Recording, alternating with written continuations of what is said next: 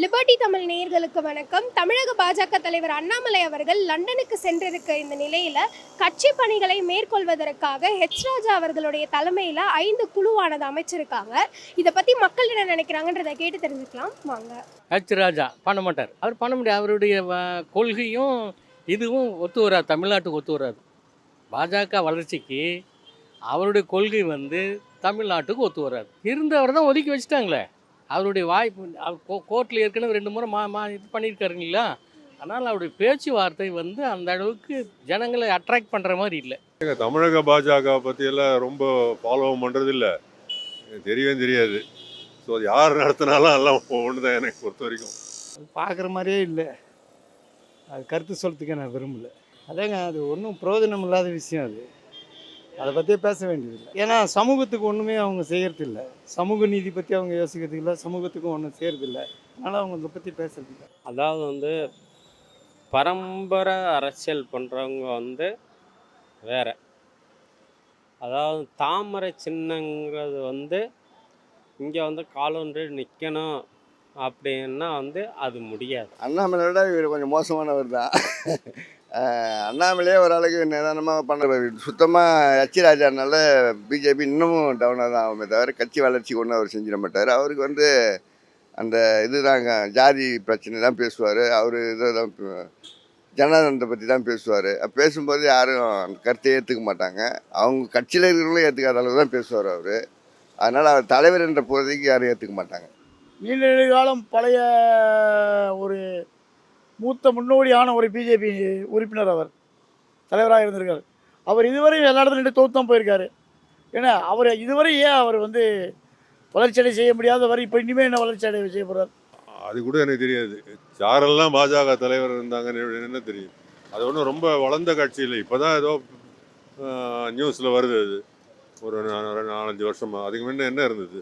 முதல்ல அவங்க மக்களுக்கான ஆள் கிடையாது, அதனால் ஏற்றுக்க மாட்டாங்க. அவங்க ஒன்றும் செய்யவே வேணாம், அமைதியாக இருந்தாலும் போதும். ஏன்னா உயர்நீதிமன்றத்தையே அவர் எப்படி பேசினாருன்னு நமக்கு தெரியும். அதே மாதிரி மாற்று கருத்து சொல்கிறவங்க எல்லாரையுமே கேவலமாக பேசுகிறவங்க. அதனால் அவங்கள பற்றி பேசுறதுக்கு ஒன்றும் இல்லை. இது ரொம்ப பெரிய கேள்வி மேம். சாதாரண பதில் சொல்ல முடியாது. இந்தியா ஒரு ஜனநாயக நாடு, ஜாதி மத பேதமற்ற நாடு, செக்குலர் கண்ட்ரின்றோம். பாரதிய என்ன செய்யுது? மதசார்பாக போகுது. அப்படிங்கும்போது ஏற்றுக்குவாங்க. அது தமிழ்நாடு இந்தியாவிலே ஓரளவுக்கு பகுத்தறிவு உள்ள நாடு, அது ஏற்றுக்க மாட்டாங்க. அதுதான் மெயின் காரணம். ஜாதி மத பேதம் 3 அவங்க இல்லைன்னாக்கா வளர்ச்சி அடைய வாய்ப்பு இருக்குது. தமிழ்நாட்டை பொறுத்தவரையிலைங்க பாஜக அவ்வளோ சீக்கிரமாக வளராது. தமிழ்நாட்டை பொறுத்தவரையிலும் சொல்கிறேன். ஆனால் அது முதல்ல ஒரே தேசம், ஒரே கொள்கை, ஒரே மதம், ஒரே இது எடுத்துடணும். முதல்ல சமத்துவம், சகோதர தத்துவம், மக்கள் அதை ஜாதி மத பேதமற்ற இந்துத்துவ கொள்கையை மறந்துடணும். அது மறந்தால் தான் வளரும், இல்லைன்னா வளராது. போக போக இந்தியாவில் எல்லாமே அது போயிடும். பாஜக இருக்காது, கடைசி வரையில் இருக்காது. எல்லாம் ஞாபகம் வச்சிங்க. இப்போ வேணால் எழுதி வச்சிங்க. அடுத்து 29க்கு அப்புறம் பாஜக குறைஞ்சிக்கிட்டே போகும்போதே வளர்த்து வாய்ப்பே இல்லை. 100க்கு 99%, 100க்கு 101%. அப்போ பிஜேபி அறிமுகம் இல்லாத டைமில் அவர் தலைவராக இருந்தார். சரியான மக்களுக்கு தெரியாத போது இப்போ கொஞ்சம் தெரிய ஆரம்பிக்கும் போது தலைவராக இருக்கிறது அவ்வளோ பொருத்தமாக இருக்காதுன்றது என்னுடைய கருத்து. வளர்க்கறதுக்கு வாய்ப்பு இல்லை, பின்னோக்கி தான் போகும். ராஜாலாம் பிஜேபிக்கு தலைவராக இருந்தால் இன்னும் ஒரு பின்னோக்கி தான் போகுமே தவிர கட்சியை வளர்கிறதுக்கான வாய்ப்பு இல்லை. அவர் கூட யாரும் ஒத்துழைச்சி போக மாட்டாங்க. அவர் தலைவருங்கிற அளவுக்கு தகுதியான ஆள் கிடையாது.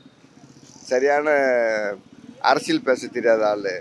எடுத்ததெல்லாம் அநாகரிகமான பேச்சு, அநாகரிகமாக பேசுகிறது தான் தெரியுமே தவிர அவருக்கு அரசியல் பற்றி ஒரு தெளிவான சிந்தனையோட பேசுகிற ஆள் கிடையாது. யாரையும் அனுசரித்து எல்லாரையும் போகிற ஆளும் கிடையாது. அவருக்கு மனசில் என்ன தோணுதோ அதெல்லாம் பேசுவார். அதனால் அது பிஜேபி தலைவர்ன்ற அளவுக்கு தலைவருங்கிறதுக்கு அவர் தகுதி இல்லாத ஆள் தான். அவர் சொந்த ஊரில் மண்ணை கவியிருக்காரு 6 திருப்பி. இதுக்கு மேலே அவர் ஜெயிக்க போகிறாரு, அவர் பண்ண போகிறாரு. ஒன்றும் கிடையாது.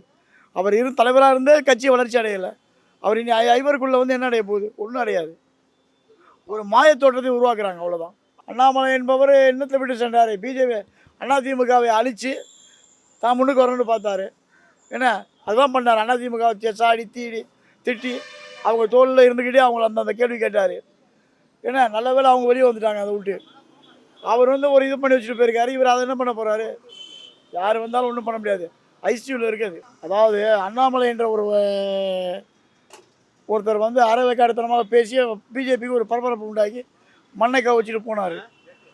என்ன அதனால இவர் வந்து இப்போ வந்து தலைவராக்கி இவர் இது பண்ணுறாங்க. இதெல்லாம் ஒன்றும் நடக்காது, சான்ஸே கிடையாது. இது இவங்க நினச்சிக்கலாம் ஐவர் குழு அந்த குழு எந்த குழு நடந்தாலும் நடக்காது. தமிழ்நாட்டில் 0 தான். அது இந்த தமிழ்நாட்டுக்கு சம்மந்தம் இல்லாத கட்சின்னு ஃபீல் பண்ணுறாங்க.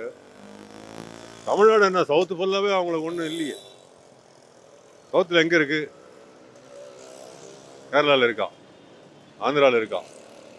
ஏன் தமிழ்நாடு மாத்திரம் ஏன் சொல்கிறீங்க? இப்போ தமிழ்நாட்டில் எல்லாம் நிதி நெருக்கடி காரணமாக வந்து ஹெச் ராஜா தலைவராக இருந்தாலும் அண்ணாமலை தலைவராக இருந்தாலும் தமிழ்நாட்டினுடைய மக்கள்கள் வந்து அதிகம் வந்து நிதி நெருக்கடியில் மெட்ரோ ட்ரெயின்னு சொல்லி இது பண்ணியிருக்காங்க. மத்திய அரசுலேருந்து இதனால் வரைக்கும் ஃபண்டு கொடுக்காமல் பொதுமக்களுக்கு இடையூறாக மத்திய அரசில் வந்து வேலை வாய்ப்புகள் வந்து இல்லாமலும் நார்த்தன் சைடு வட மாநிலத்தில் இருந்து கொண்டு வந்து புகுத்துறாங்க. நம்ம தமிழ்நாட்டில் உள்ள படித்த இளைஞர்களுக்கு வேலை வாய்ப்பே இல்லை.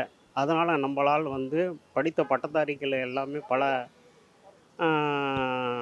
வழிகளுக்கு கெட்ட வழிகளுக்கு செல்கிறாங்க.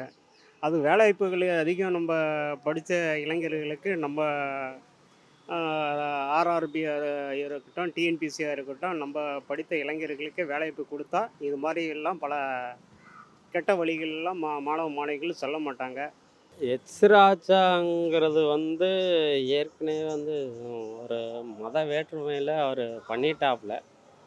அதனால தான் வந்து அவரை வந்து சேஞ்ச் பண்ணது. அதாவது அண்ணாமலையை வந்து போடுறது காரணமே வந்து அதுதான். வேறு எதுக்காகவும் வந்து டிஃப்ரென்ஸ் பண்ணி போடலை. இல்லாட்டா எச் ராஜா தான் தலைமையில் இருந்திருக்கும். அவர் வந்து சிவகங்கை மாவட்டம் அதில் இருந்தவர், நம்ம ஊர் பக்கத்துலேயே இருந்தவர். நான் பாஜகவுக்கு அகேன்ஸ்ட் சொல்லிங்க.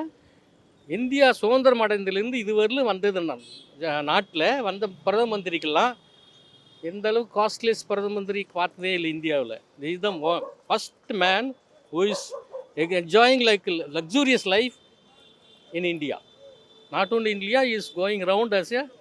அது ஒன்றும் அவ்வளோ ஒரு விறுவிறுப்பாக இருக்காதுன்றது தான் என்னுடைய இது. அவர் கட்சியில் வந்து அவர் தலைவர் அவங்க யாருமே ஏற்றுக்க மாட்டாங்க அவரை. எச் ராஜா வந்து அவங்களுடைய கட்சியில் இருக்கிறவங்களே அவர் தலைவராக ஏற்றுக்கிற அளவுக்கு யாருக்கும் மனப்பக்குவம் இருக்காது.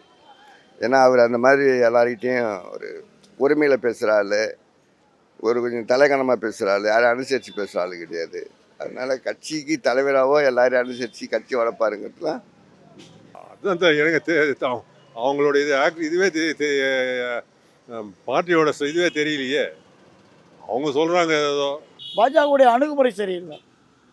பாஜகவுடைய அணுகுமுறை பூராமே மாநிலத்தை வந்து அடிமைத்தனமான ஒரு கடைப்பிடிக்கிறதுனால அந்த மாதிரி ஆகுது. மாநிலங்களை அடிமைத்தனமாக படுத்தி அவர்கள் ஆளாத மாநிலங்களுக்கு உள்ள கட்சிகளை மிரட்டி அடிமைப்போக்கு கடைபிடிப்பதனால் மற்ற தாய்மான போக்கு கடைபிடிப்பதால் இந்த மாதிரி ஏற்படுது. குஜராத்தில் மழை பெஞ்சிருக்கு நேற்று ஒரே நாளில். அந்த மழை பெஞ்சதுக்கு மோடி வந்து 4 தடவை ஃபோன் பண்ணி கேட்டிருக்காரு என்ன உதவி எது. தமிழ்நாட்டில் கன்னியாகுமரியும் நாகர்கோயிலும் சென்னையும் வந்து அடிமட்டாக முங்கி கிடச்சி வந்து பார்க்கல, ஒரு பைசா கொடுக்கல. அப்போ எப்படி மக்கள் வந்து விரும்புவாங்க? இதனால் வந்து ஏற்கனவே எச் ராஜா வந்து ஏற்கனவே வந்து ரயில்வே கமிட்டி மெம்பராக இருந்திருக்காரு. எச் ராஜா இதனால் வந்து ரயில்வேயில் வந்து ஒன்றும் இதனால் வரைக்கும் என்ன கமிட்டி மெம்பராக இருந்து இதனால் வரைக்கும் என்ன ரயில்வேயில் வந்து நிதியை ஒதுக்கியிருக்காங்க. எல்லாமே ரயில்வே வந்து தனியார் மயமாக தான் ஆக்கப்பட்டது. அதனால் வந்து இதனால் வந்து அவர் இருந்தால் மட்டும் கூட முன்னேற முடியாது என்பது தான் மக்களுடைய படித்த இளைஞர்களுக்கும் படித்த மாணவர்களுக்கும். தமிழ்நாட்டில் வந்து இப்போ நிதி பற்றாக்குறைனால் மெட்ரோ ட்ரெயின்னு சொல்லி அங்கங்கே இது பண்ணியிருக்கிறக்கும்